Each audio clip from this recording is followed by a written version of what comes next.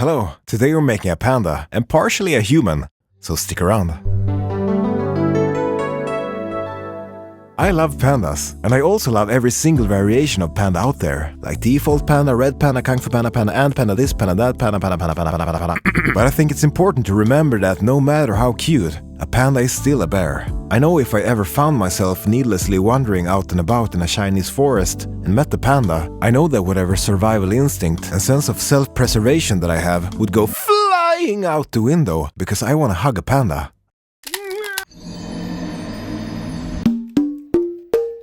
When the body of the panda had been properly smoothed out to look like a big grey clay potato, then the head area was bulked up with some more clay before I started to focus on any finer details in the face.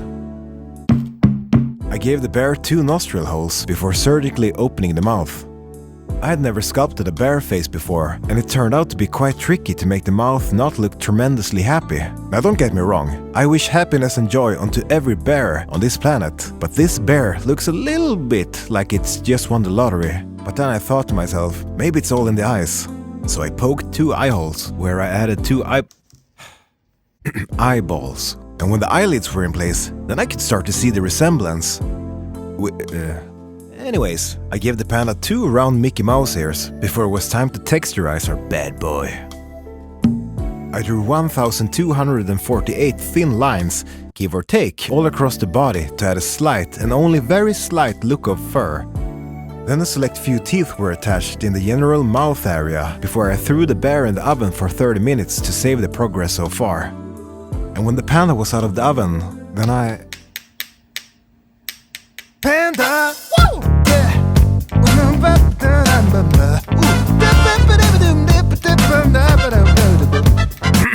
Then I drilled some holes where I could attach some armature wires that I later would sculpt some arms and legs on.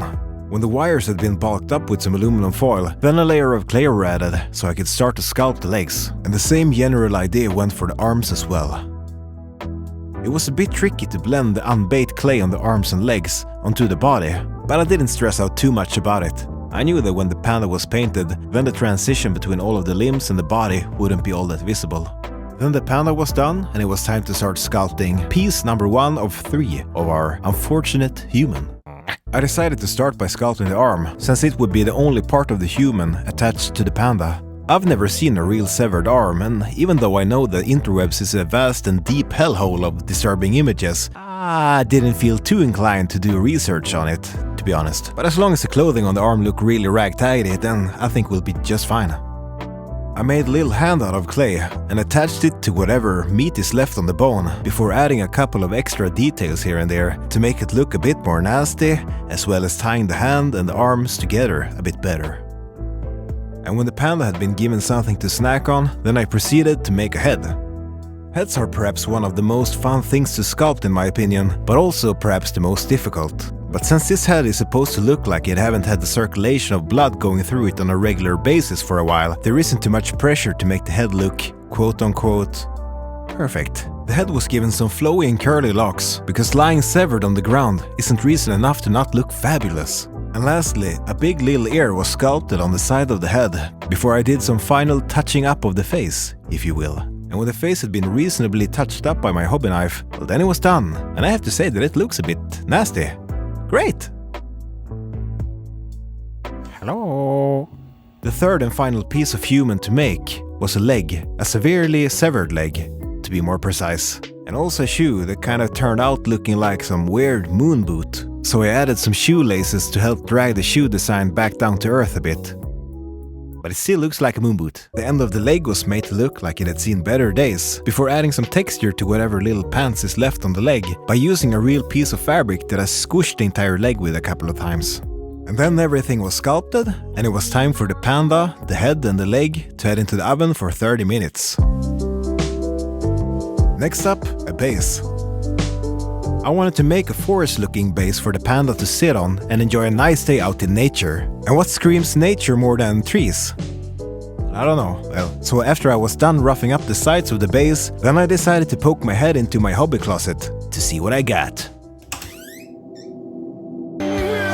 Oh, do we have any trees in here? I carefully picked out 3 twigs from my twig bag. Then I made 3 holes in my XPS foam base where I would attach the trees. A healthy amount of glue were added into the holes before the twigs were put into place. I mean, the trees. They're trees. If you use your imagination, they're trees. Some markings were made around the panda, where the panda would be sitting on the base, before digging out a small amount of XPS foam, just so it wouldn't look like the bear is sitting on top of the ground, and more like it sunk into the ground a little bit.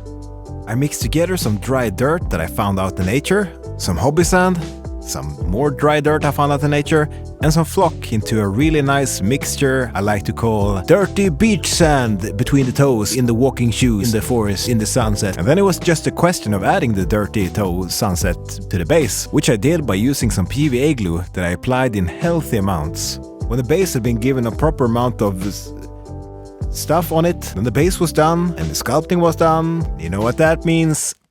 Then it was time to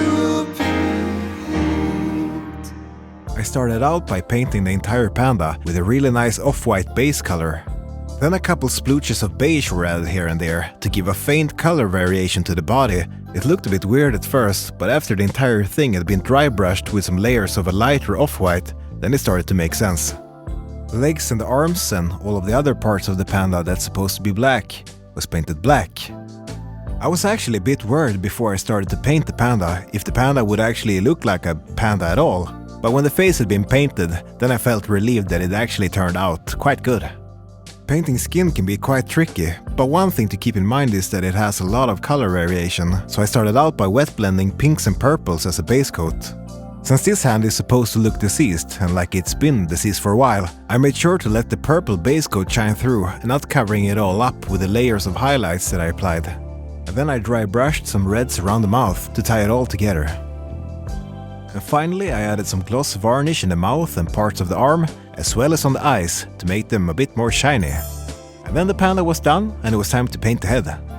The head got painted using the same principles as the hand, starting out with a deep purple before moving my way up in brightness, and of course thinking about changing up the colors to add some variation in the skin tone. I applied the brightest highlights by stippling on the colors to make the skin look as uneven as I could. Then I painted the teeth as well as the eyes before moving on to the hair. And I was really excited about trying to paint the hair with a technique I had learned by watching a video by a miniature painter called Vince Venturella, so I tried my best to follow his instructions to the best of my ability. And then the head was done and it was time to paint the leg. Get out of here, you're fired! I painted the pants with a drab yellow pants. Is it pant if it's only one leg? Or is it still pants? Leave it in the comments. I tried my best to neutralize the shoe's moon boot appearance by painting it to look like it's made of distressed leather, but it still looks like a moon boot. Some additional highlights as well as some signs of wear and tear was added to the leg, and then it was done. Alright, now the only thing left to paint is the base. Sadly I had to paint over the dirty beach sand between the toes in the sunset in the forest, because as far as I know, that kind of terrain isn't native to where pandas live. And when the base coat had dried, then I dry brushed on a couple of layers of highlights onto the entire thing. And finally, to finish up the base, I sprinkled on a whole bunch of flock to it. The majority of the base would be covered with these really small green leaves. But in between all the green leaves I also sprinkled on some brown leaves to make it look a bit less flat. And then some other dirt flock was added here and there, and then the base was done. Thank you so much for sticking around to the end of the video. Here are the final results.